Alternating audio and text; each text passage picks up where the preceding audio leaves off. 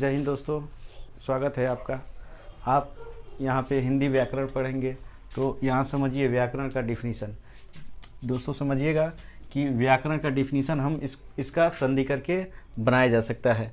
तो इसका व्याकरण करते हैं। वी धन आ धन करण, यानी कि वी का अर्थ होता है भिन्न और आ और करण का अर्थ होता है बना हुआ। यानी इसका अर्थ हुआ, यानी इसका डिफिनीसन हुआ क्या कि भिन्न भिन्न नियमों से बने हुए समूह को क्या कहते हैं? व्याकरण कहते हैं। आइए दोस्तों देखें, इसमें व्याकरण में उपसर्ग, दो उपसर्ग लगे होते हैं। कौन कौन से?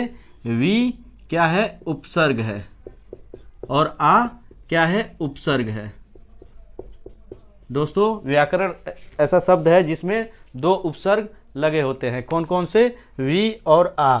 और डिफिनीशन क्या हुआ इसका कि भिन्न भिन्न नियमों से बने हुए समूह को क्या कहेंगे? व्याकरण कहते हैं। और ये दोस्तों देखते हैं व्याकरण के अंग। व्याकरण के अंग 3 होते हैं। कौन कौन से? वर्ण, शब्द और वाक्य। यानी कि कौन कौन से हो गए? वर्ण, शब्द और वाक्य। वर्णों की संख्या कितनी होती है? 52 होती है। और भेद कितने होते हैं दोस्तों? 2 होते हैं। कौन कौन से भेद होते हैं? स्वर और व्यंजन। स्वरों की संख्या कितनी होती है दोस्तों? 11 होती है। और व्यंजनों की संख्या कितनी होती है दोस्तों? 33 होती है। अब देखिए यहाँ पढ़ेंगे हम स्वर। स्वर में स्वरों की संख्या तो पढ़ लिए, अभी बताएं हम कितनी होती है? 11 होती है। और मात्रा कितने लगे होते हैं? 10 लगे होते हैं। और भेद कितने होते हैं दोस्तों? 3 होते हैं। अब देखिएगा संख्या कौन कौन सी होती है? अ, आ, ई, बड़ी ई, उ, बड़ा उ, री और ए, ओ, औ। ठीक, ये आपकी संख्या होती है। और मात्रा, मात्रा जो वर्ण होते हैं, अ की मात्रा वर्ण में छिपे रहते हैं। और आ की मात्रा होती है, छोटी ई की मात्रा होती है, बड़ी ई की मात्रा होती है, ऊ की मात्रा होती है, बड़ा ऊ की मात्रा होती है, ए की मात्रा ए की मात्रा होती है, ए की मात्रा होती है, ओ की मात्रा होती है, औ की मात्रा होती है। और भेद इसके देखिए, भेद होते हैं 3। ह्रस्व स्वर, दीर्घ स्वर, प्लुत स्वर। प्लुत का अर्थ यहाँ पे होता है उछलना। प्लुत का अर्थ क्या होता है दोस्तों? उछलना। आइए दोस्तों हम देखते हैं स्वर। स्वर, स्वर का डिफिनीशन होगा ये कि इनके उच्चारण में अत्यंत कम समय लगता है तथा ये स्वतंत्र होते हैं। यानी कि इनका उच्चारण क्या होता है? स्वतंत्र होता है।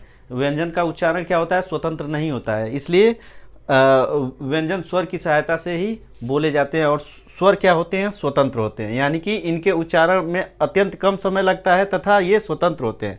अब देखिए पहला हम समझेंगे इसके भेद। कई आधारों पर हम भेद समझेंगे। पहले उत्पत्ति के आधार पर भेद समझ ले, उसके बाद मात्रा के आधार पर भेद समझेंगे, उसके बाद अगला समझेंगे। पहले हम समझें उत्पत्ति के आधार पर भेद। अब देखिएगा दोस्तों, उत्पत्ति के आधार पर 2 भेद होते हैं। कौन कौन से? एक होता है आपका मूल स्वर और दूसरा क्या होता है? संधि स्वर। मूल स्वर देखिएगा, इसको मूल स्वर किसको कहते हैं? जिनका निर्माण केवल क्या होता है? एक खंडों से होता है। जैसे कि आपका अ, ई, उ, री, ये क्या है? ये आपका ये मूल स्वर है। इसका निर्माण क्या हो रहा है? एक खंड से हो रहा है। और संधि स्वर, संधि स्वर जिसका निर्माण 2 खंडों से होता है उनको संधि स्वर कहते हैं। और ये क्या होते हैं दोस्तों? ये 2 प्रकार के होते हैं। कौन कौन से? दीर्घ संधि स्वर और संयुक्त संधि स्वर। दीर्घ संधि स्वर ये 3 होते हैं। कौन कौन से?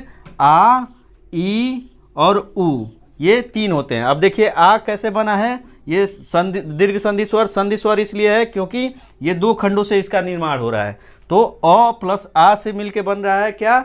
आ बन रहा है। और बड़ी ई है, ई प्लस ई से मिलके बन रहा है, यानी कि 2 खंडों से मिलके बन रहा है। एक खंड ये और क्या है? एक खंड ये, यानी कि 2 खंडों से मिलके क्या बन रहा है? ये बड़ी ई बन रहा है। तो 2 खंडों से बन गया ही। और देखिएगा उ प्लस उ से मिलके बन रहा है, तो क्या बन जा रहा है? यहाँ पे बड़ा उ हो जाएगा। ठीक, अब देखिएगा संयुक्त संधि स्वर ये कितने होते हैं? 4 होते हैं। कौन कौन से? ए, ओ, औ। अब देखिएगा दोस्तों, ये संयुक्त संधि स्वर इसलिए है क्योंकि ये भी संधि स्वर इसलिए है क्योंकि ये भी 2 खंडों से मिलके बन रहा है। और देखिएगा अ और ई से मिलके क्या बन रहा है? ए बन रहा है। और अ और ए से मिलके क्या बन रहा है? ए बन रहा है। अ और उ से मिलके क्या बन रहा है? आपका ओ बन जा रहा है। अ और ओ से मिलके क्या बन रहा है? औ बन जा रहा है। दूसरा, मात्रा के आधार पर भेद। मात्रा के आधार पर स्वर के 3 भेद होते हैं। कौन कौन से?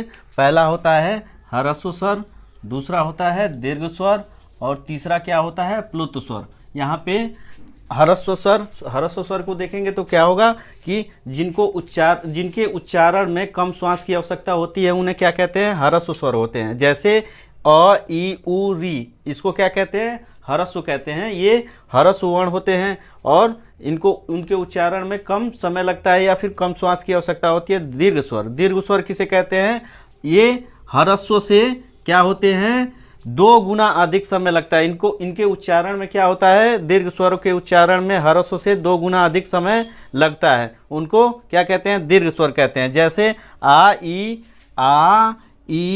उ ए ओ औ, ये क्या है, आपके दीर्घ स्वर हैं। अब देखिएगा प्लुत का अर्थ देख लीजिएगा। प्लुत का अर्थ क्या होता है, प्लुत का अर्थ होता है उछलना।